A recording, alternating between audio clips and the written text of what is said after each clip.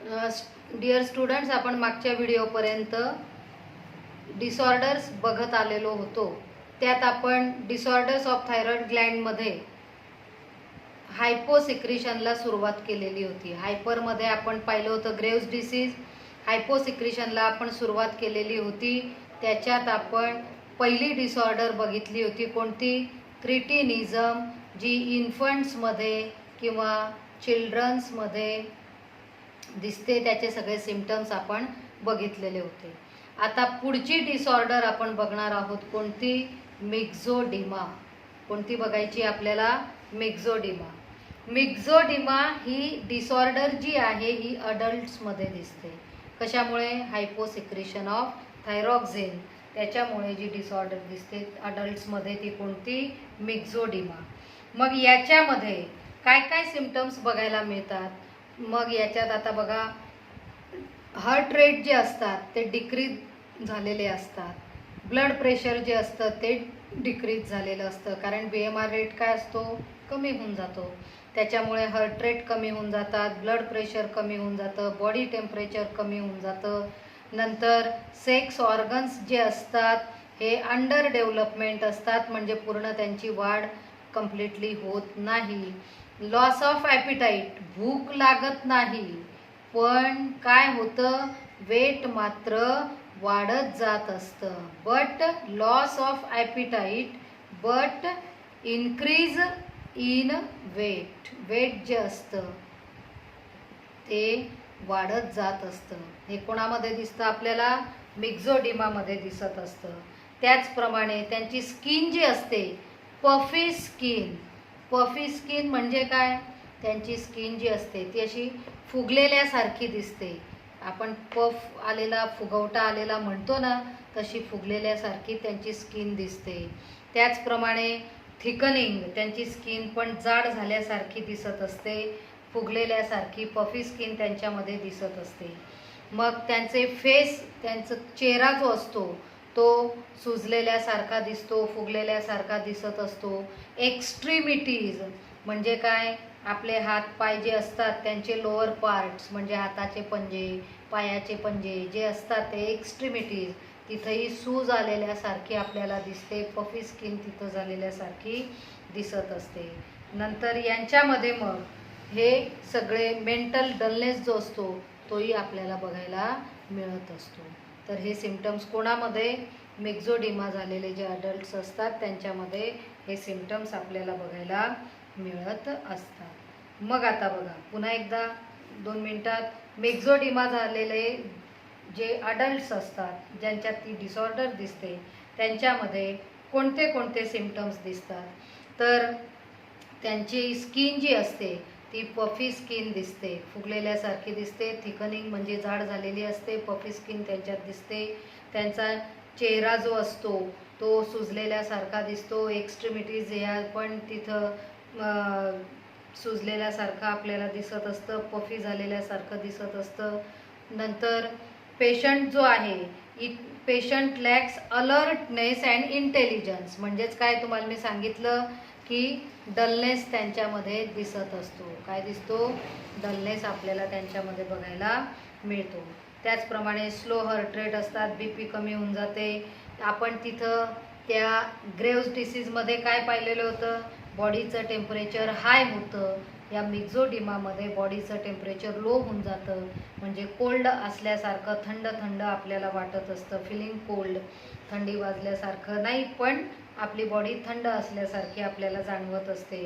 बॉडीचं टेम्परेचर हे लो होऊन जातं आणि सेक्शुअल डेव्हलपमेंट जी असते ती अंडर डेव्हलपमेंट म्हणजे कमी झालेली असते. तर रिटार्ड होऊन जाते, थांबलेली असते. हे सिम्पटम्स आपल्याला मिक्झोडिमा ही दुसरी डिसऑर्डर आपण कोणात पाहिली? अडल्टमध्ये पाहिली, ती बघायला मिळते. पहिली आपण चिल्ड्रनमध्ये पाहिली होती क्रिटिनिझम, दुसरी आपण पाहिली मिक्झोडिमा, तिसरी आता आपण बघणार आहोत कोणती? Simple goitre. कोणती बघायची आहे? Simple goitre. त्यालाच एंडेमिक गॉयटर असंही म्हणतात. हे लक्षात ठेवायचं. त्याचं ऑर नेम ह्या नावाने सुद्धा प्रश्न विचारला जातो. Right a note on endemic goitre. मग आम्ही तर शिकलोच नाही. तर सिंपल गॉयटर जे आहे त्यालाच काय म्हणतात? Endemic goitre. काय म्हणतात त्याला? Endemic goitre. तर हा सिंपल गॉयटर कशामुळे होतो? It is due to lack of iodine in diet. आपल्या डाएटमधनं किंवा पाण्यामधनं पण आपल्याला आयोडीन मिळतं. आपल्या डाएटमधनं किंवा पाण्यामधनं जर आयोडीन कमी पडलं आपल्याला बॉडीला, तर त्याच्यामुळे जी डिसऑर्डर दिसते अडल्टमध्ये, कोणामध्ये? अडल्टमध्ये. लहान मुलांना पण दिसते, ही कॉमन असते. तर त्याला काय म्हणतात? सिंपल गॉयटर असं म्हणतात. मग आपली थायरॉइड ग्लँड कुठं असते? नेक रिजनमध्ये असते. मग नेक रिजनमध्ये ह्या सिंपल गॉयटरमध्ये आपल्याला काय दिसतं? आपण थायरॉइड ग्लँड बघितली होती. थायरॉइड ग्लँडमध्ये हे फॉलिकल्स आपण बघितलेले होते. हे जे फॉलिकल्स असतात यांची वाढ होऊन जाते खूप, एनलार्जमेंट ऑफ थायरॉइड ग्लँड. तर हे फॉलिकल्सची वाढ होऊन जाते. थायरॉइड ग्लँड नेहमीपेक्षा 15 पटीने मोठी झालेली दिसते. आणि त्याच्यामुळे ही समजा सुरुवातीला आपली नेक, आणि जर थायरॉइड ग्लँडची हे म्हणजे आपल्या नेकवर अशी सूज आलेली दिसते. काय आलेली दिसते? नेकवर सूज आलेली दिसते, म्हणजे गलगंड आपण त्याला म्हणतो. तसं प्रकार ह्या थायरॉइड ग्लँडमध्ये दिसत असतो. म्हणजे सिंपल गॉयटरमध्ये काय होतं? It results in enlargement of thyroid Gland. Thyroid Gland he enlarge झालेली असते. तर कशामुळे? पहिलं आपण तर ह्या ॲसिनल सेल्स ज्या असतात ह्या वाढलेल्या असतात, त्याच्यामुळे तिला स्वेलिंग आलेलं आपल्याला दिसत असतं. मग हे सहसा कोणामध्ये दिसतं? तर हिली पीपल्स जे असतात, उंच भागावर राहणारे जे लोक असतात त्यांच्यामध्ये हे दिसत असतं. कारण काय? तर तिथं पाण्याची कमतरता असते. जेवढं मिळालं तेवढं दाखवत असतात. ते उंच भागावर पाणी पोचत त्याच्यातलं आयोडीन वगैरे कमी होऊन जातं. तर त्याच्यामुळे हे हिली पीपल्स जे असतात त्यांच्यामध्ये आपल्याला सहसा हा सिंपल गॉयटर जो आहे तो बघायला मिळत असतो.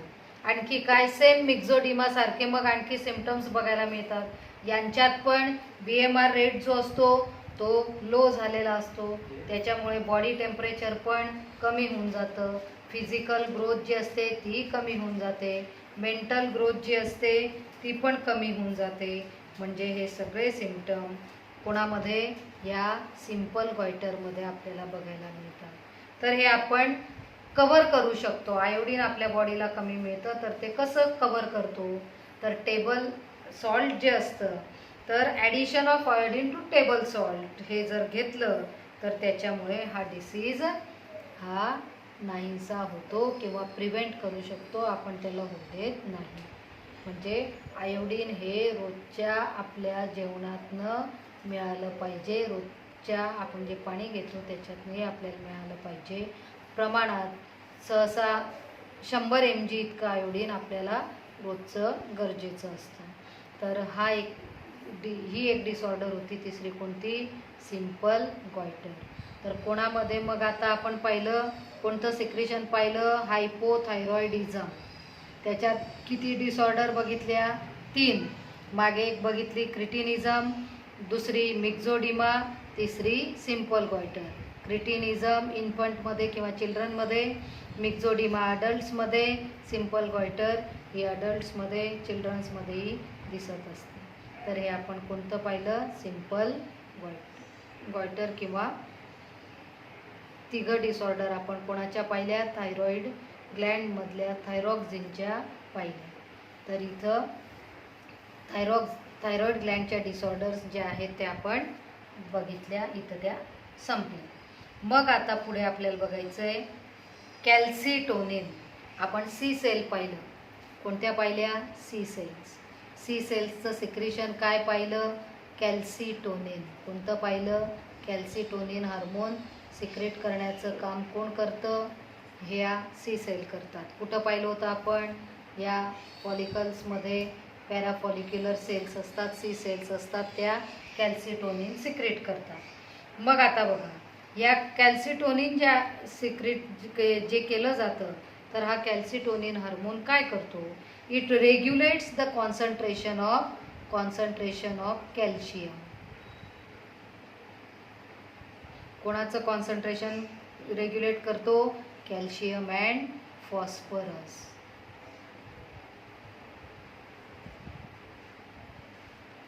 कॅल्शियम आणि फॉस्फरसचं कॉन्सन्ट्रेशन रेग्युलेट करण्याचं काम, regulate concentration of calcium and phosphorus in blood. कोणामधलं? ब्लडमधलं हे कॅल्शियम आणि फॉस्फरसचं कॉन्सन्ट्रेशन रेग्युलेट करण्याचं काम हा कॅल्सिटोनिन करतो. त्याचप्रमाणे हा कॅल्सिटोनिन जो आहे काय करतो? Under feedback control of plasma calcium concentration in plasma. कोणाच्या? कसं करतो हा? It is under feedback control of plasma calcium concentration in plasma. आपल्या ब्लडमध्ये काय असतं? प्लाझ्मा असतो. काय असतो? प्लाझ्मा. प्लाझ्मामध्ये पण काय असतं? कॅल्शियम असतं. काय असतं? कॅल्शियम. त्या कॅल्शियमचं कॉन्सन्ट्रेशन जे आहे ते आणि बघून ते कॅल्शियम जे आहे त्याचं कॉन्सन्ट्रेशन कंट्रोल करण्याचं काम हा कॅल्सिटोनिन जो आहे तो करत असतो. मग हा केव्हा सिक्रीट होईल? It is secreted when concentration of calcium rises in blood. कारण ब्लडमध्ये जर कॅल्शियमची लेवल ही इन्क्रीज झाली, ब्लडमध्ये कॅल्शियमची लेवल जर इन्क्रीज झाली, कॅल्शियमचं कॉन्सन्ट्रेशन जर वाढलं तर त्यावेळेला हा कॅल्सिटोनिन जो आहे तो सिक्रेट होईल. मग त्यावेळेला सिक्रेट होऊन काय करेल? तर हा हार्मोन ब्लडमध्ये जाईल. ब्लडमध्ये गेला की तिथं इट लोअर्स, हे इन्क्रीज झालेलं जे आहे त्याला काय करेल? रेट त्याचा लोअर करेल. तर it lowers the concentration of calcium and phosphorus in plasma. त्या ब्लडच्या प्लाझ्मामध्ये जे कॅल्शियमची लेवल वाढलेली असेल त्याला त्यावेळेला हा हार्मोन सिक्रीट होईल कॅल्सिटोनिन, आणि तो काय करेल? त्या प्लाझ्मामधल्या कॅल्शियमची कॉन्सन्ट्रेशनची लेवल जी आहे त्याला कमी करेल. कॅल्शियम आणि फॉस्फरसची लेवल जी आहे त्याला कमी करेल. मग कसं? तर by decreasing their release from the bones and accelerating the uptake of calcium and phosphorus by the bones. तर बोन्सकडनं कॅल्शियम आणि फॉस्फरस तो घेतो. आता त्याची पूर्ण प्रोसेस येते. It lowers the concentration of calcium and phosphorus in plasma. प्लाझ्मामध्ये त्याची लेवल कमी करतो. कशी कमी करतो? By decreasing their release from bones. बोन्सकडनं त्यांना रिलीज होऊ देत नाही. And accelerating the uptake of calcium and phosphorus by the bones. हे काम कोण करतं? कॅल्सिटोनिन करतं. म्हणजे कॅल्शियमची लेवल रेग्युलेट करण्याचं काम हा कॅल्सिटोनिन जो आहे तो करतो. कुठनं सिक्रेट होतात? सी सेल्स किंवा पॅराफॉलिक्युलर सेल्स ज्या आहेत त्या कॅल्सिटोनिन सिक्रेट करण्याचं काम करत असतात. मग इथं पूर्ण आपली थायरॉईड ग्लँड जी आहे ती संपली. थायरॉईड ग्लँडच्या आपण मागच्या लेक्चरमध्ये सुरुवातीला थायरॉईड ग्लँडची मॉर्फॉलॉजी बघितली होती. ती बघितल्यानंतर थायरॉईड ग्लँडची हिस्टॉलॉजी बघितली. ती बघितल्यानंतर आपण पाहिलं होतं थायरॉक्झिन कसं तयार होतं. T1 T2 पासनं T3 T4 तयार होतात. ते बघितल्यानंतर थायरॉक्झिनचं फंक्शन आपण पाहिलं. थायरॉक्झिन हा थायरॉईड ग्लँड सिक्रेट करते. त्याचप्रमाणे त्याच्या थायरॉईड ग्लँडमधल्या सी सेल्स या कॅल्सिटोनिन सिक्रेट करतात. त्या कॅल्सिटोनिन हार्मोनचं फंक्शन काय आहे हे आपण पूर्ण पाहिलं. म्हणजे त्याच्यात आणखी थायरॉईड ग्लँडच्या आपण डिसऑर्डर्स पाहिल्या. जर जास्त सिक्रेशन झालं तर हायपोथायरॉइडिझममध्ये आपण ग्रेव्स डिसीज पाहिला.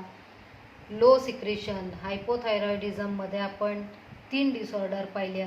क्रिटिनिझम पाहिलं, मिक्झोडिमा पाहिलं आणि सिम्पल गॉयटर पाहिलं. तर इथं पूर्ण आपली आज थायरॉईड ग्लँड जी आहे ती संपलेली आहे.